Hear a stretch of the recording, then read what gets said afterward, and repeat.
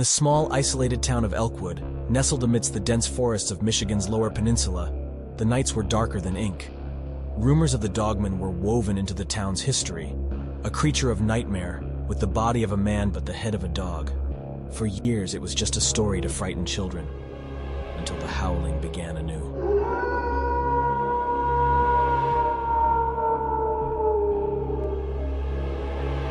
Beth, a determined and rational journalist, arrived in Elkwood with her camera and skepticism.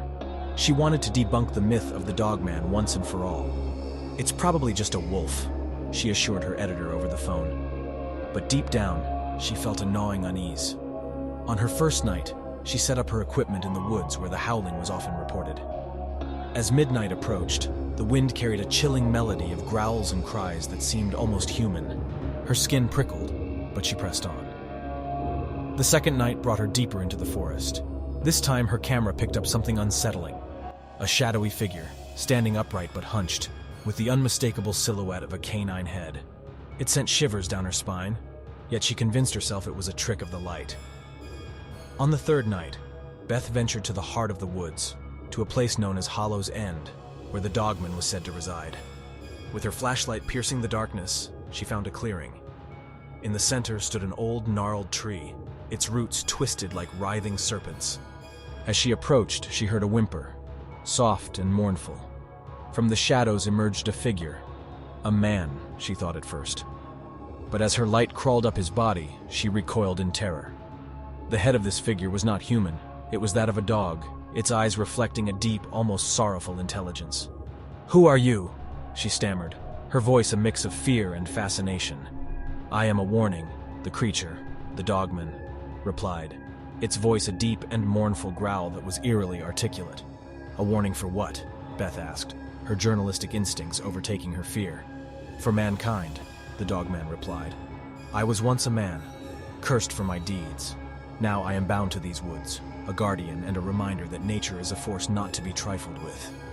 The Dogman revealed that he had once been a woodsman who had disrespected the forest, killing animals needlessly and desecrating sacred grounds. In punishment, the spirits of the forest had cursed him to become a protector of the very land he had sought to dominate. "Why show yourself now?" Beth asked, her hands trembling but her voice steady. "Because the world outside is forgetting," he replied. "They build and consume, ignorant of the delicate balance they are shattering. I am the howl in the night that reminds them of the wild they have left behind, and the consequences that await." The Dogman's tale was a haunting one, filled with sorrow and a profound sense of loss, not for himself, but for humanity. He didn't wish to frighten people. He wanted to save them from a fate like his own.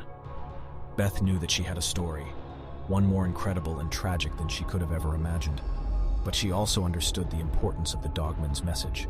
With newfound respect, she decided to tell his story, not as a monster, but as a guardian, a chilling reminder of the cost of ignorance and the unheeded warnings of nature. She returned to the town and eventually to the world beyond, her article not a debunking piece, but a plea. Her story of the Dogman became a sensation, a modern parable urging respect for the natural world.